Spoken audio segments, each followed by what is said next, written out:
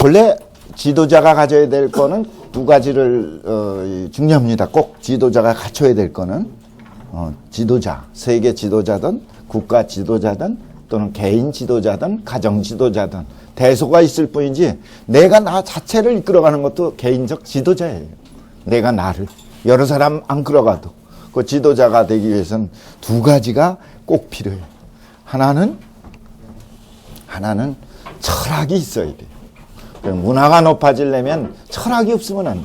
철학이 타락하는 사람의 독점물이 아니에요. 철학이라고 하는 건 왜 내가 사느냐? 왜 우리가 돈을 벌어서 쓰느냐? 뭐에 쓸 거냐? 이런 것들은 철학을 우리는 정체성이라고도 그래요. 주체성이라고도 그래요. 자기 확인이라고도 그래요. 내가 먼저 자기 존재를 확인하고 그리고 원리를 알아갖고 그리고 철학을 확립해서 삶의 방향을 잡아야 돼요. 그러니까 철학이 없으면 소용없어. 그러니까 우리나라는 자꾸 대학교 와서 철학과가 있어요. 프랑스 같은 나라는 이미 초등학교 가서부터 철학적 사유 패턴을 길러주는 거예요. 교육을. 지식교육이 아니에요. 질을 굉장히 넓고 깊게 해주지. 사유를 넓게 해주고 근본적인 문제로 들어가는 거지. 그러니까 철학적 사유. 그러니까 철학이 있어야 돼요. 국가 대통령은 얘기할 것도 없어요. 국정을 지향하는 철학이 있어야 되듯이 내가 사는 삶의 철학이 있어야 돼요. 근데 그 철학을 공부하기 위해서는 반드시 경전에서 취하는 거예요. 경전을 공부해야 돼요. 경전을 이해 못하면 안 돼요. 왜? 경전 속에는 철학이 있고 보편성이 있고 불변성이 있으니까. 보편이라는 건 누구나 갖고 있는 걸 보편이라고 그래요. 불변적, 그건 시간 공간을 뛰어넘는 걸 불변이라고 그래요. 그러니까 시간 공간을 뛰어넘어서 그걸 진리라고도 얘기해요. 진리로서의 보편성, 주체성, 이게 어디에 있느냐? 경전에 달려있어요. 왜 경전에 달렸냐? 경전은 성인의 말씀이 들어있으니까. 성인은 하늘의 이치를 체득한 사람이니까. 그러니까 이 경전의 의미가 대단히 중요하고 경전을 정확하게 이해해서 그래서 내 걸 만들어서 오늘날 재활용을 하는 겁니다. 그러니까 철학을 우리가 확립하려면 꼭 경전을, 왜냐면 우리가 완전하지 않으니까, 불완전하니까 더 나은 사람의 그 사유를 받아서 체험과 체득을 이해해서 내 걸 만드는 거예요. 경전을 꼭 이해해야 됩니다. 경전 중에서도 유학에서는 뭐예요? 제일 중요한 게 논어입니다. 논어. 근데 논어를 제대로 이해하려면 맹자를 이해하지 않으면 안 돼요. 왜냐하면 논어와 맹자는 굉장히 불가분의 관계가 있고 공자의 사상이 들어있는 게 논어라고 한다면 맹자의 사상이 들어있는 게 맹자인데 맹자는 공자의 사상을 정밀하게 해석하고 분석하고 논리화한 거예요. 그래서 맹자가 없으면 공자의 사상이 왜 훌륭한지, 왜 최고의 하늘의 이치를 체득한 경지인지, 그리고 그 내용이 왜 다양한지를 모를 뻔했어요. 맹자를 통해서 우리는 공자의 논어를 또는 공자라는 인격을 이해할 수가 있어요. 그래서 이 강의 시간에 지금 서론으로 잠깐 중요성 잠깐 말씀드리는 겁니다. 경전. 그러니까 오늘 경전을 우리가 임하는 것도 지나간 거 오래된 거 지나간 얘기 듣자는 얘기가 아니에요. 경전을 통해서 보편성을 인식하는 거예요. 시간 공간을 뛰어넘는 흑인종, 식인종, 그리고 무슨 심지어는 모든 백인, 인류가 갖고 있는 보편적 보편성. 개인이 갖고 있는 특수성이 아니에요. 그러니까 그런 거를 이해하고, 그리고, 우리가 새롭게 해석하자는 거죠. 또 하나는 지도자가 갖춰야 될 건, 그건 보편적 철학만 강조하는 것만 갖고는 안 되죠. 그건 기반이고, 반드시 지혜가 있어야 돼. 그래서 철학과 지혜. 지혜는 삶의 지혜고, 현실의 응용력이에요. 구체성이고, 결국은 사실성이고 내가 당면한 문제를 해결하는 이 해안이에요. 근데 그 지혜는 역사를 통해서 얻는 겁니다.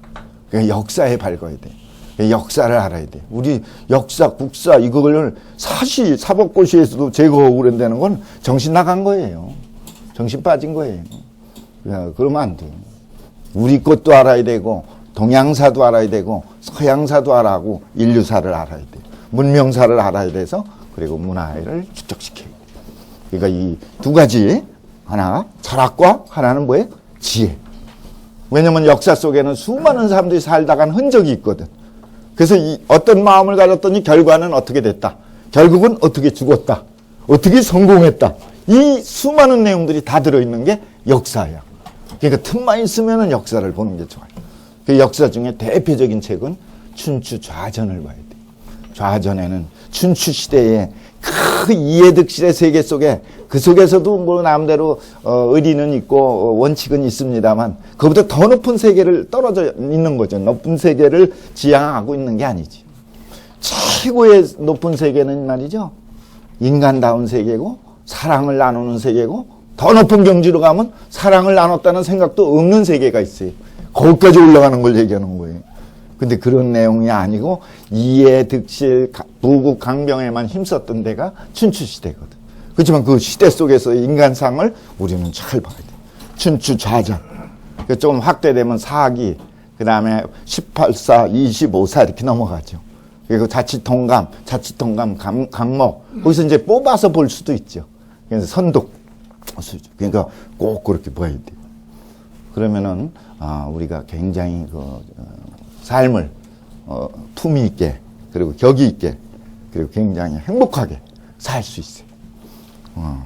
근데 오늘 제가 이제 1월, 2월 방학 동안에 8주 동안에 맹자를 지금 강독이랄까 맹자 선독이랄까 어떻게 보면 맹자 강의의 그 중점이 되겠어요. 그래서 그걸 맡기로 했는데 여러분들은 강의 맹자를 사설을 다 읽고 외우고 한 분도 있을 거예요. 그리고 또 처음 보는 사람도 있을 거고. 그렇지만 이 맹자를 보는 방법은 처음부터 끝까지 다 보는 방법이 있고 또 중간중간에 뽑아서 보는 방법도 있고 여러 가지 방법이 있어요. 근데 이거 처음부터 다 보려면 시간이 다 보는 것도 여러 가지 있어요. 본문만 볼 건지 주자집까지 볼 건지 세주까지 볼 건지 나뉘어져요. 본문만 봐도 6개월 이상 걸려요. 1년도 어려울 수도 있어요. 조금 설명까지 하려면. 근데 주자주까지 봤다. 그럼 2년 잡아야 돼. 세주까지 봤다. 본 사람도 별로 없어. 근데 그건 몇 년 걸릴지 몰라요. 근데 번역이 지금 주자주까지 돼 있죠. 세주까지 번역해야 돼요. 더 남아 있어요. 그래서 세밀하게 따진 거지. 부분별로. 그래서 경문이 있고 경문, 전문이 있고 성경 안 써도 되겠죠. 그냥 성인이 쓴 거를 경이라고 그러고 불변성이 들어있는 게 경입니다. 경. 그건 날경자예요. 날경이라는 것은 직조를 할 때 세로로 된 걸 날이라고 그러고 좌우로 되는 걸 시라고 그래요. 경도 위도라고 그러죠. 경은 불변하는 거예요. 딱 있는 거예요. 고착시켜 놓고 시줄만 움직여서 그래서 직조를 하지. 그래서 끊임없이 보완해서 현실에 응용하는 걸 위서라고 그러고 그 불변의 내용을 담고 있는 걸 경서라고 그래요. 그래서 경서에 대한 보충 설명을 그건 함축성이 있으니까 그러니까 그걸 보충 설명하는 걸 전서라고 그래요. 전문이라고 그래요. 전할 전자. 경전 그럴 때 전할 전자. 경전 높인다는 경전 책전자도 있지만 주자전 그래. 노노. 그 다음에 그거보다 더 세부적으로 한 걸 세주라고 그래. 그래서 일반 사람들이 하는 걸 주석이라고 그러고 세주라고 그래요. 그래서 성경, 현, 전, 인주 이렇게 되지요. 그래서 그 인주 주석까지 다 합쳤을 때 노노 집주라고 얘기하는 거지. 주석도 다 합쳤다. 노노 그러면은 공자님의 말씀이 경문이라는 데면 주자의 보충이 노노 집전 전이 되고 일반 사람들의 주석까지 합치면 노노 집주가 되겠지. 그래서 그렇게 우선 달라요 좀. 그러니까 이거 보려면은 처음부터 끝까지 다 보려면 아까 세 주까지 보려면 긴 시간이 흘러요. 그러다 보면은 말이에요. 장단점이 있어요. 그걸 다 본다 그러면 완독해서 내 걸 만드는데 아주 강도가 셀 수 있는데 시간이 많이 걸리니까. 또 왜 배우는지도 모를 수도 있어, 중간에. 너무 길어서. 그러면 골치 아파요. 근데 이 시간은 8주로 8번으로 줄여서 하는 거니까 할 수 없이 선독할 수밖에 없어요. 선독도 한 주제만 뽑아서 선독하는데도 한 학기 걸립니다. 근데 여기서는 이 선독이 아니라 한 주제가 아니라 맹자 전체를 끌어내서 주제별로, 그래서 핵심이 뭐냐 하는 것을 강의하는 자리가 됩니다. 그러니까 그 이해를 그렇게 잘 하셔야 돼요. 요거의 특성은 다른 맹자 강의하고 달라서 원문 처음부터 보는 게 아니라 8번의 시간을 통해서 맹자 전체를 종교적 측면, 철학적 측면, 윤리적 측면, 그리고 이 정치적 측면, 사회적 측면, 수양적 측면, 이런 측면을 나눠 갖고서 뭐 하는 거예요. 그래서 그 핵심이 뭐냐? 그게 공자와의 관계, 논어와의 관계는 어떻게 된 거냐? 그걸 해명해서 이해하는데, 그러니까 그동안 많이 공부하신 분들은 요약 정리하는 시간으로, 처음 보는 사람은 요걸 갖고 이제 분산시켜서 다음 보완하는 시간으로 이렇게 삼으면 될 것 같아요. 그래서 한마디로 얘기하면 이번 맹자 강의는 쪽집게 가이다. 맹자에 대한 쪽집게 가이다. 그렇게 됩니다. 네, 그렇게 이해하시고. 그러니까 요거 하나 구입하셔야 돼요. 요거 저기 뭐죠? 교재. 뭐 없어도 상관은 없지만은 듣고 그냥 이해하시고 메모했다가 또 찾아보셔도 되긴 해요. 근데 이거 복사하시고 해서 얼마 안 되니까, 그래서 누구나 보시고, 이건 제가 특강이나 자꾸 외부에 요청이 있을 때만 뽑아놓고 강의하다가 모아놓은 거를 이거 좀 묶어놓은 거예요. 그러니까 참고 자료도 됩니다. 다 갖고 계신가? 없는 사람은 있는 사람 옆에 앉아야 돼요. 같이. 자, 이거 이왕 이걸 봤으니 이거부터 좀 보죠. 이왕 갖고 계시면 예. 우선은 요 맹자 특강이라고 제목을 붙였네요. 그래갖고 목차에 보면은 그게 주제별로 저기 있네요. 주제별로. 그래. 원래는 이 목차를 먼저 보는 거예요. 제일 먼저 책을 보면은 서문부터 보는 거예요. 서문은 내가 안 썼지만은 그래야 이게 왜 만들어졌는지 뭘 위한 건지 돼 있어. 보통 안 보거든. 그 다음에 이제 이걸 이해하기 위해서 오늘 첫 시간이기 때문에 결국은 맹자는 공자 사상을 뛰어넘는 게 아니에요. 공자를 배운 거지. 내 소원즉 학 공자해라. 아주 전제를 하고 출발해요. 내가 배우는 건 공자를 뛰어넘고자 하는 데 있는 게 아니에요. 왜냐면 공자는 뛰어넘을 수 없다는 걸 아니까. 공자만 제대로 배워도 이건 된다. 공자는 성지시니까. 성지시, 성인 중에서도 상황까지 만든다 그러면 이미 다 끝난 거예요. 성지시, 성지청, 성지임, 화, 이제 맹자가 4사람의 성인을 대상으로 한 경우가 있어요. 그 중에 공자가 모든 걸 아우르는 성지시라. 그러니 나는 공자의 사상을 배우면 된다. 내 소원즉 학 공자해라. 그렇게 한 거기 때문에 반드시 이 맹자 사상을 이해하려면 논어와 연계하거나 공자 사상과 연계해서 차별성과 이 특성, 보완성, 이걸 이해해야 입체적인 이해가 돼요. 그냥 맹자로 폭 들어가는 것도 좋지만은 공자 사상의 측면에 어느 면이 보완되고 어느 것을 자세하게 해명하고 어느 면을 논증하고 어느 면을 새롭게 설을 제기했나, 이런 게 필요해요. 그래서 유가 사상의 핵심 인물인 공자 사상을 공자 사상을 이해하기 위해서 제가 여기 처음에 딴 데 강의했던 내용의 저기 복사를 여기다 한 거예요. 요 앞에 다른 거예요. 그래서 유교 사상의 본질이다. 유학의 핵심을 알자. 유학 사상의 공자 사상의 핵심을 알아야 된다. 이 얘기죠. 그래서 그 내용을 쓰니까. 그래서 오늘은 어쨌든 요거 유교 사상의 본질, 그리고 맹자 사상의 이해는 어차피 이제 각 선독으로 들어가서 이해는 되지만 전체 입장에서 이해를 해보자. 그래갖고 맹자 사상의 이해를 2강에다 둔 거예요. 그래서 1강, 2강. 요것이 오늘 가능하면 요건 짧게 하려고 그래요. 요거 지면이나 이런 걸 보면 되고, 그러니까.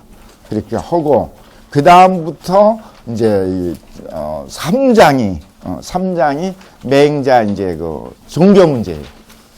종교. 유학이 종교냐는 문제하고 연계가 되지. 유학은 종교예요. 또 아니라고 하기도 기라고도 해. 그 어떤 면에서 종교고 어떤 면에서 아닌지 요걸 또 요 종교에 대한 걸 얘기하는 건 한마디로 얘기하면 천명설이에요. 천명설. 용어가 이제 나중에 나와요. 그 다음에가 4장은 이제 철학적인 입장에서 얘기한 게 핵심이 성선설이에요.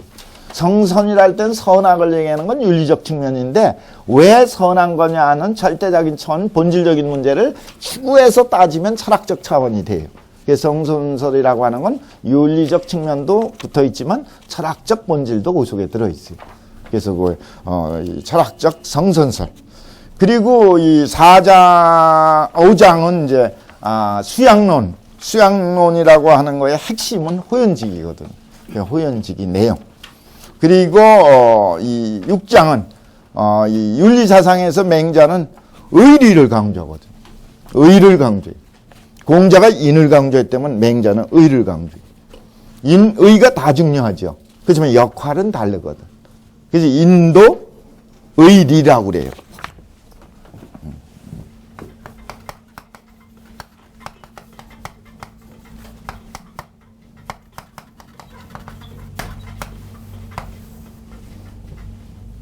본래 인, 의, 예, 신 그게 인간이 갖고 있는 보편적 덕목이죠. 불변적 덕목, 보편적 덕목. 이게 오상지덕이라고 그러죠. 변하지 않는 거. 그걸 뭐라고 그래? 인, 의, 예, 지, 신. 근데 맞줄임하면 인의예지. 또 맞줄임하면 인의. 또 맞줄임하면 인의예요. 그래서 인의가 실천되는 걸 예라고 하고 인의를 아는 걸 뭐라고 그래? 지라고 그래고 인의의 기반으로 있는 거를 신이라고 그러는 거예요. 근데 어쨌든 그걸 맞추림해서 보면 인과 의 요거는 정감적 측면이고 감성적 측면이고 요건 이성적 측면이에요. 그리고 그 역할이 특성이 다르지. 정감적인 측면이 사랑의 인이야. 이건 포용이 많고 이거는 실천과 연결되니까 도라고 얘기해. 인도. 근데 이 의라고 하는 건 옳으냐 그르냐를 따지는 거예요. 이성적 측면이에요. 분별적 측면이에요. 비판적 측면이에요. 그러니까 여기에는 반드시 뭐예요? 옳으냐 그르냐 하는 건 진리의 기준을 삼는 거예요. 진리라고 하는 건 천리거든. 천리의 기준에 맞느냐 안 맞느냐를 따지니까 의리라고 그래. 인도 의리. 그래서 이거는 항상 정의라고 그러고 정의. 이거는 인숙이라고 그래. 이건 실천이니까 사랑을 실천만 하면 되는 거예요. 왜 사랑하느냐 따지는 건 의의 영역으로 넘어가니까. 그러니까 신을 실천하는 걸 성숙해서 익어버리고. 그 다음에 의는 정밀하게, 치밀하게 분석하고, 궁리하고, 그리고 하는 거, 명리하고. 어쨌든 맹자는 그러니까 이쪽 측면이 강하다 그거지. 공자는 이쪽 측면이 강하고. 그러니까 노노는 인을, 맹자는 의를 핵심. 그런 게 있어요. 그래서요.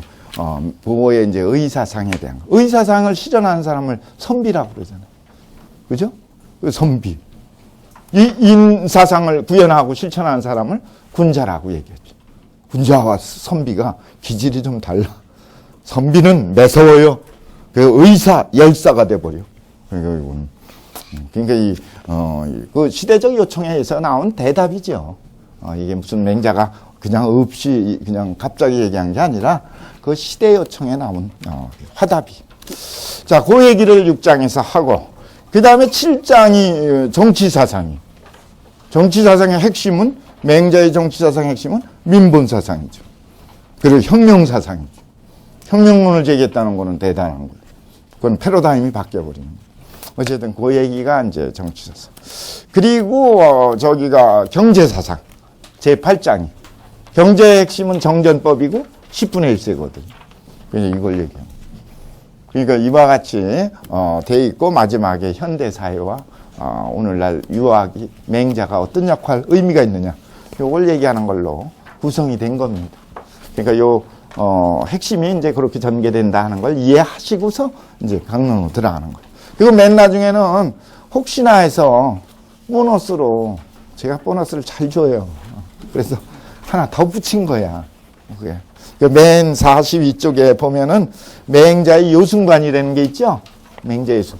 요거는 주제별로 한번 강의를 한 적이 있었어요. 대학원 때, 그때, 학생들 하고.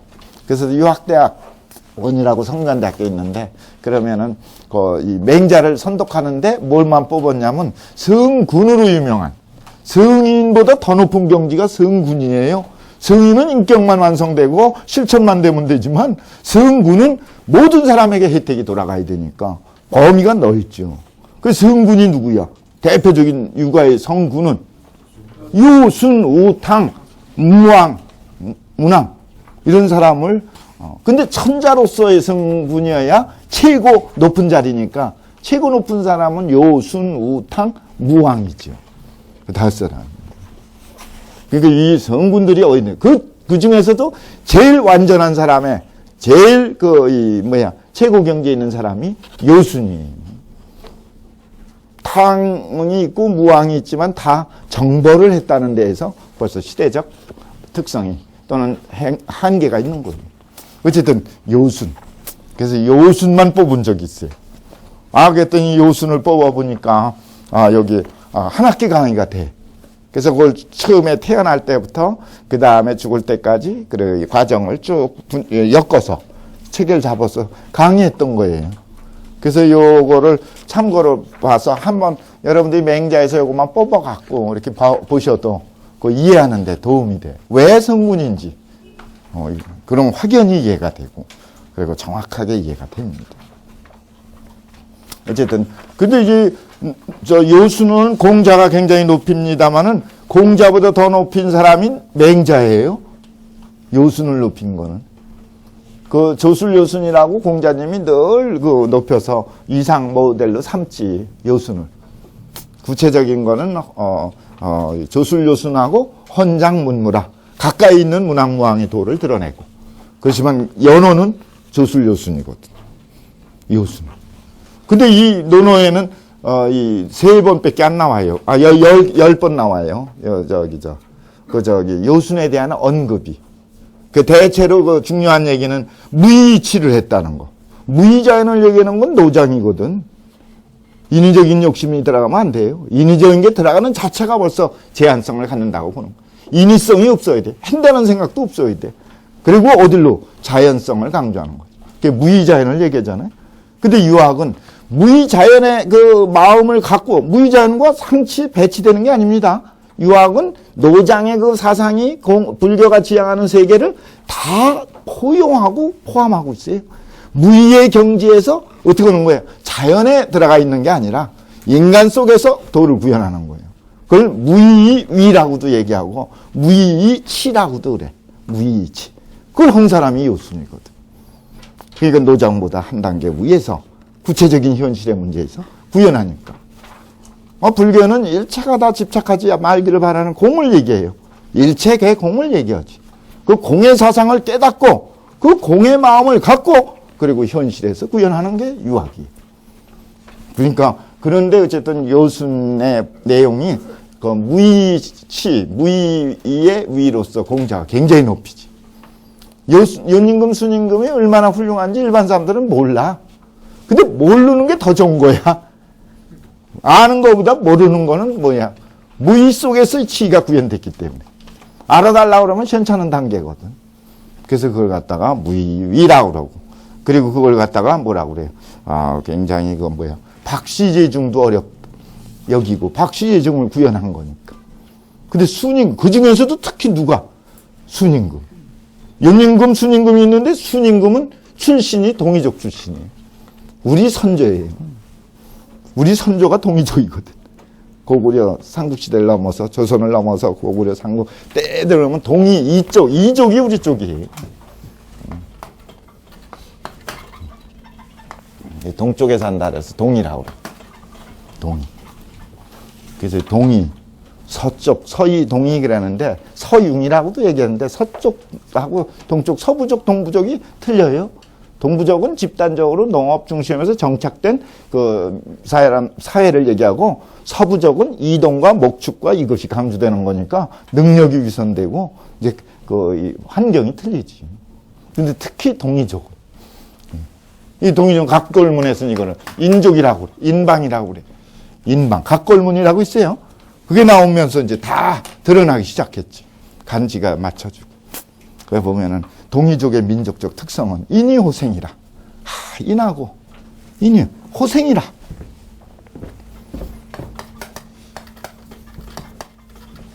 동의전 한서 동의전에 보면은 그게 나와요. 우리 중국 문헌에 우리 문헌에는 없어졌거든 다.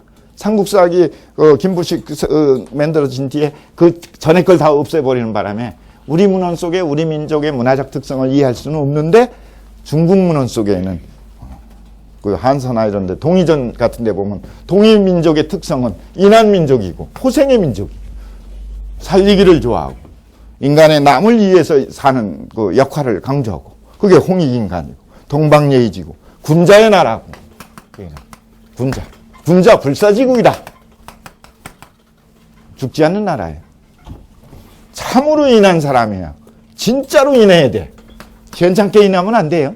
진짜로 인한 사람은 죽지 않아. 영원히 살아. 시원찮게 착하면 죽는 거예요. 병들어서 죽어. 그건 시원찮은 거예요. 아주 뚝 뛰어 올라와 버리면 원인무효시키면 법률용어로 그러면은 미움의 대상이 거치면 영원히 장생하는 거야. 그게 있어요. 근데 그런 걸 탁월하게 민족 정신으로 갖고 DNA로 갖고 있는 민족이 한민족이야. 대단한 민족이라는 걸 알아야 돼. 우리나라만 최고다 그러면 국수주의로 떨어지지만 우리 민족이 왜 뛰어난지는 알아야 돼. 한민족은 물질 이상을 추구하는 민족이었거든. 물질 이상을 추구한다는 건 뭐예요? 물질은 문명의 문제인데 물질을 이상이라는 건 문화의 영역이고 문화의 영역 중에서도 정신문화의 영역이에요. 정신문화의 영역이 덕이야. 아까 덕. 도도 있지만은 덕이 있어야 덕. 덕이 중요하다고.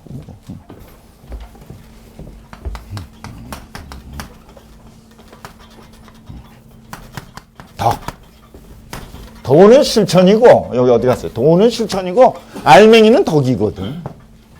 알맹이가 덕이야. 사람다운 거는 인간은 인덕이 있기 때문에 그런 거예요. 덕이 없으면 안 돼. 이거는 누가 준 거냐? 하늘이 준 거니까 천덕이라고도 그래. 그러니까 이 덕. 그리고 호덕. 제일 좋아해 이게. 호덕. 덕을 좋아한다. 그러면 그건 실천할 수 있으니까. 호덕자가 좋은 거예요. 덕을 모르면 더 괜찮은 거고 지덕자는 그 다음 높은 거고 지덕보다 더 높은 건 호덕이 돼야 돼. 행덕도 돼야 되는데 호덕이 되면 지속하니까. 호덕자. 뭐 얘기하다가 얘기가 이렇게 길어졌어. 요순 얘기하다가 순이 그렇다 이거. 순이 대표적 인물이에요. 동이족의 민족성이 아주 고대에 구현된 그리고 그걸 천하에 떨친 임금이었어요. 그 순임금이 공자가 더 좋아하지. 순임금은 또 음악에도 밝아. 옛날에는 한 분야만 잘하는 게 아니에요. 예술 문학까지 뛰어넘어. 최고의 예술, 최고의 문학자가 되는 거예요. 왜냐면 가장 아름답고 순수하니까. 그 말 표현이 예술이자 음악이거든. 그래서 순임금의 소라는 음악 있잖아요. 소. 난 이거를 듣고 난 뒤엔 3달 동안 밥맛을 잃고 고기 맛을 모르고 그게 공자가 찬탄한 거. 이거는 뭐야? 가장 아름답고 진선 짐이야. 진선 가장 아름답고 진미 가장 아름답다. 가장 참 아름답다 이제 우리말로 참이 진이야 그게. 진이 기반돼서 나와야 아름다움이 진짜 아름다움이지 진이 없는 아름다움은 아름다움이 아니에요. 이제 그런 거고 그게 이제 소에 들어있어요. 이제 얘기하면 길어지니까 이제 그래서 하여튼 요순인데 그 요순에 공자님보다 맹자가 더 좋아했어요. 맹자는 여기에 전부 60여 조목이 나오는데 맹자 책에는 요순에 대한 언급이. 근데 윤임금만 단독으로 얘기한 게 30회라면 순임금 얘기한 건 60회야. 2배가 넘어. 그러니까 순에 대해서. 순은 어떤 사람이에요? 가장 바닥에서 가장 지위가 낮은 지에서 천자가 된 사람이에요. 뭘로? 효로서 부모에게 효도하는 마음. 그건 사랑의 진실이거든. 강도가 세거든. 그게 일관되거든. 한 번만 요한 게 아니라 죽을 때까지 해. 그건 보분이니까. 이 세상에 나를 태어나게 한 자체만 갖고도 끝난 거예요. 그래서 그걸 끝까지 자기 역할을 다해서 그 최악의 조건에 있는 사람이 누구냐면 순이었어요. 자식을 죽이려는 부모가 어디 있겠어요? 그 순의 아버지는 죽이려고 했거든. 그는 본래 사랑이 없어서 그런 거냐? 아니에요. 욕심에 붙잡혀서. 그런 것뿐이에요. 이제 그걸 걷어내고 승화시켜서 감동시킨 게 순이야. 이제 맹자의 그걸 보면은 대단해. 요순만에게 보면은 왜 효라는 게 아주 여실하게 나와. 출발서부터. 어쨌든 그걸 순에 대한 얘기가 굉장히 많아요. 우리는 여유가 있어요. 여유가 게을러 터진 거하고는 구분해야 돼요. 안주하고 나태한 걸 얘기하는 게 아니에요. 항상 정신적 여유가 있는 거예요. 그러니까 출세하는 사람들은 성공은 했지만 뭘 잃어버려? 가장 중요한 행복을 잃어버리는 거예요. 행복을 못 보니까. 그건 굉장히 불행할 수 있어. 성공했어도 그 의미성이 없을 수도 있어. 성공한 걸 다 쏟아낼 수도 있어요. 그래서 고은 시인이 얘기한 게 뭐라 했죠? 내려갈 때 보았네. 올라갈 때 못 본 그곳을. 그 시가 좋죠. 올라갈 때 못 본 그곳을. 내려갈 때 봤어. 출세할 때는 못 봤어. 그게 행복인지를. 내가 이 순간에 내가 살고 있다는 삶 자체가 행복인데 지금 삶 자체가 행복이에요. 근데 행복을 느끼고 사냐 말이야.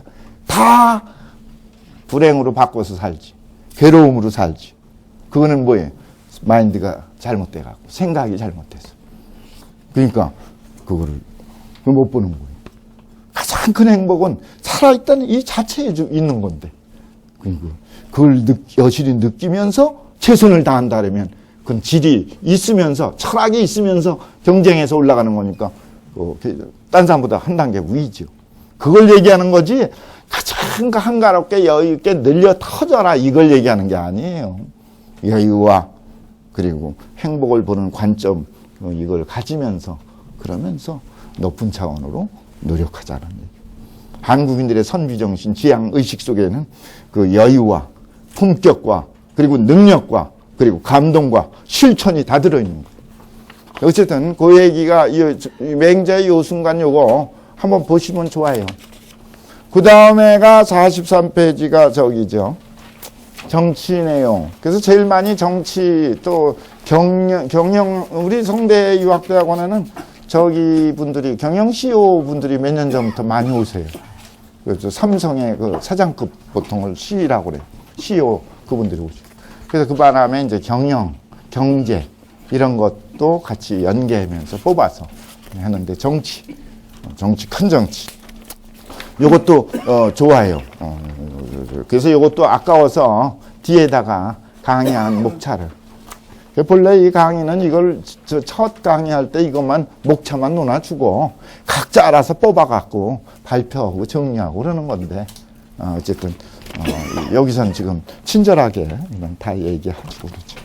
그러면 교재는 이해가 되겠죠? 그렇게 아시고 요 교재를 갖고 임해서 들어야 됩니다. 그 다음에 교재 나왔으니까 좀 책을 좀 소개를 간단하게. 우선 유학은 4서 5경 확대되면 뭐예요? 5경이 9경, 9경이 확대되면 13경까지 늘어났어요. 송대에 가서. 그러니까 5경, 9경, 13경. 5경이라는 책은 뭐예요? 공자가 예전에 있던 자료를 편집한 거예요. 공자가 예전에 있던 거. 문학적인 표현의 시를 모아놓은 게 시경이고, 그리고 정치적 내용을 묶어서 뽑아놓은 게 서경이고, 우주 원리를 들어서 공자가 부록을 쓴 게, 시빅을 쓴 게 역경이고, 그리고 예에 대한 걸 모아놓은 게 예기고, 그리고 역사에 대한 평가를 한 게, 춘추시대의 그 문제를 평가한 게, 춘추죠.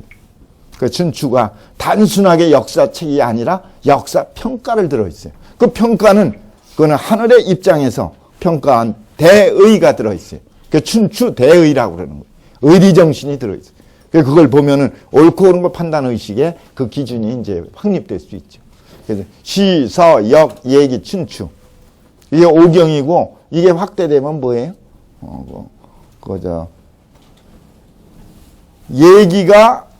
얘기는 이론서고, 의례라는 것은 선비들 예. 일반 가정에서 관원상제 예. 이걸 묶어놓은 게 의례고, 국가예를 얘기한 게 주례거든.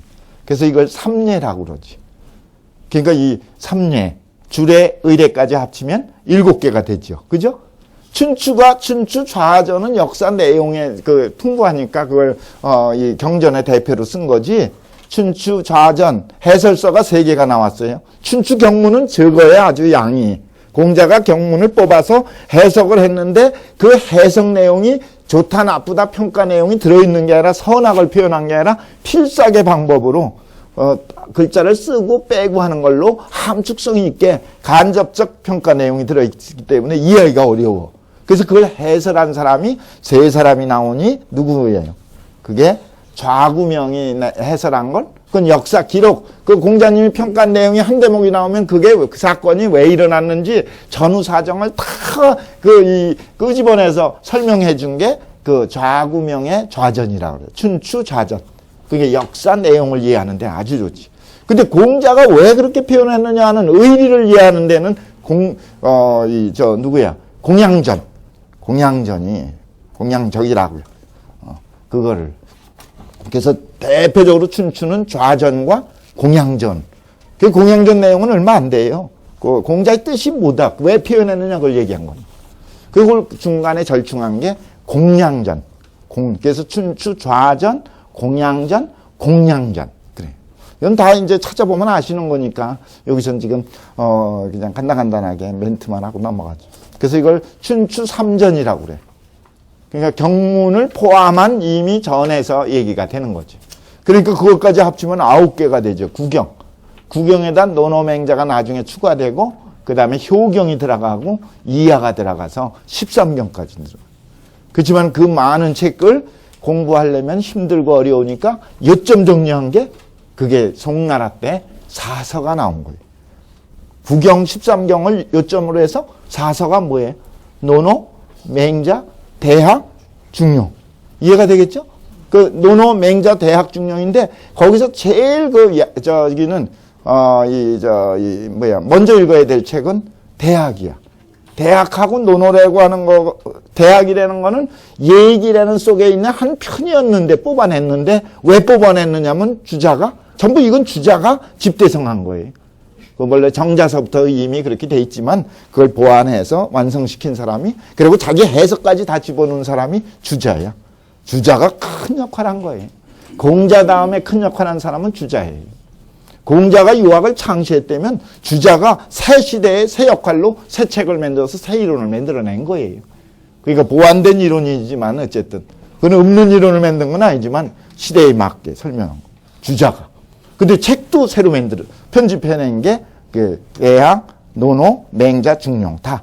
근데 대학은 그 8조목이 들어있고 삼강령이 들어있어.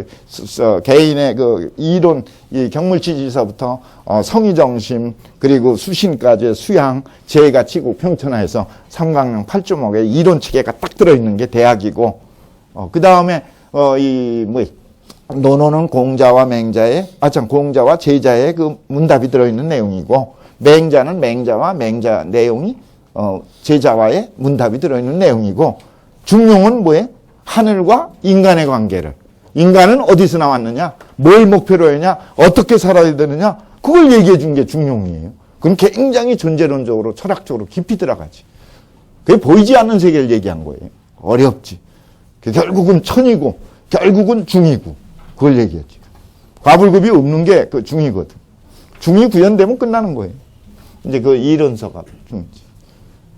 그런데 그 중에서 제일 중요한 건 뭐라고요? 그래서 이걸 묶어갖고 옛날에는 경서라고 그랬어요. 경전이 굉장히 넓은데 아까 사서 13경이 다 경전인데 거기서 제일 중요한 건 송대 이후에 강조된 건 뭐예요? 사서다 이거지. 그래서 사서를 묶어갖고 경전을 만든 책이 경서야. 그래서 성균관대학교 대동문화연구원에 가면은 경서가 원문만 3주까지 들어있는 원문이 있어요.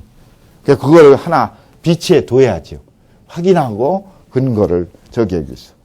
오자가 많거든. 딴 책들 보면은. 그건 아주, 인쇄도 세종 때 갑인활자로 해서 아주 잘 됐어요. 모양도 좋고. 그 옛날 성균관대학교 입학생들이면 다 그거 하나씩 줬어요. 그래서 집에 가서 성대생인지 아닌지는 그거 경서만 보면 알아. 팔아먹은 사람은 모르게 빼놓고는. 공짜로 준 건 아니지만은 다 그 입학금에 뭐 들어가겠든지 모르지만 하여튼 다 경전 공부했어요, 옛날에. 그래서 사서가 경서가 있어요. 거기에 아까 주자주가 있고 세주가 있다 이거죠. 근데 그 번역이 주자주까지는 잘 돼 있는데 세주는 아직 안 돼 있다. 근데 딴 거는 지금 대학 중용이나 맹자 돼 있죠? 그건 돼 있고. 논어도 됐나? 논어도 돼 있고. 맹자가 됐어요? 그 맹자는 아직 완성이 안 된 것 같아요. 어쨌든 그게 있는데 안 갖고 왔어요. 무거워서. 그냥. 그게 있고. 그 다음에가 주자주까지 해석한 책으로는 그래도 전통문화연구에서 나온 이 성백교 그 주석이 집주에 대한 해석이지. 해석이 잘 돼 있대요. 그래야 현대화가 되니까. 옛날 걸로 돼 있으면 안 돼. 그러니까 그게 제일 나온 여러 책 중에 그나마 오자나 또 이런 해석의 문제가 잘 돼 있는 거라 이거죠. 근데 그거 말고 주자주라고 하는 주석 번역의 문제가 아니라 이 맹자라는 책이 각 장마다 어떤 뜻이고 어떤 내용이고 어떤 핵심이냐 그걸 보통 강설이라고 얘기를 해요. 이렇게 많은 사람들이 집주 번역이 아니라 강설로 또 쓰는 책들이 지금 뭐 산더미처럼 많죠.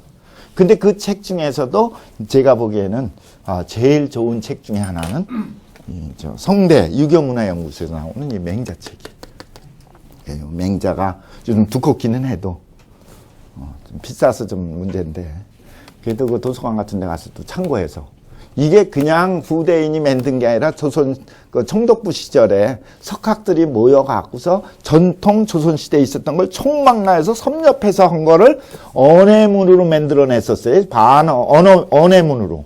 근데 내가 보다 보니까 기가 막혀 그게. 그래서 어디 강의하다가 막히거나 이해가 안 되는 부분이 있으면요. 그 다른 해설서 안 보고 꼭 그 오성사에서 가능했나 그랬던 그 언해용 사서 그거를 봤어요. 근데 그게 언해로 다 돼 있는데 요새 읽으면 더 어려워. 그래서 그걸 현대어로 싹 바꾼 게 제가 이제 소장할 때 바꿔서 이거를 만들어냈어요. 그랬더니 교수 신문인가 거기서 제일 그 우수도서의 1위로 이걸 잡았지. 또 누가 평가를 제대로 본 거예요. 근데 요게 좋아. 그러니까 여기에는 뭐가 돼 있냐면은 말이에요. 장점이 우선은 사설을 보면은 그저 발음이 문제가 제일 커요. 하기 실습치면 부력 여로와 그러는데 열자가 설자로 말씀 설자로 돼 있거든. 그 설로 읽으면 안 돼. 열로 읽어야지. 어떨 때는 열로, 어떤 때는 설로, 어떨 때는 유세할 세로 읽는 게 똑같은 거 같은데 다양해. 근데 그 다양한 거를 많이 있는 건 아니에요. 경전에 많이 나오는데 그건 찍어갖고 빨간 적색 표시해놓고 외워야 돼. 그래서 근데 그게 오류가 되거나 그러면 안 돼. 그 대부분 토를 틀린 걸 본보기로 삼으면 틀려질 수가 있지. 근데 요거는 옛 조선시대 언해본에 근거해서 토를 위에다 다 달아줬다는 게 이게 좋아. 그러니까 요건 참고는 보관용 참고로 늘 참하면 좋지. 그리고 요거는 끝에 그 언해본이 옛날 조선시대 언해로다가 해석한 걸 먼저 달아주고 그 다음에 거기에 있는 이 본문의 직역을 달아주고 그 다음에 거기에 있는 자리 한자도 달아주고 의역을 해주고 장별 무슨 뜻인지 이렇게 정리를 해줬다 이거지. 그러니까 아주 이해하는데 도움이 돼. 그러니까 이런 책이 있다. 이렇게 이해하시면 돼.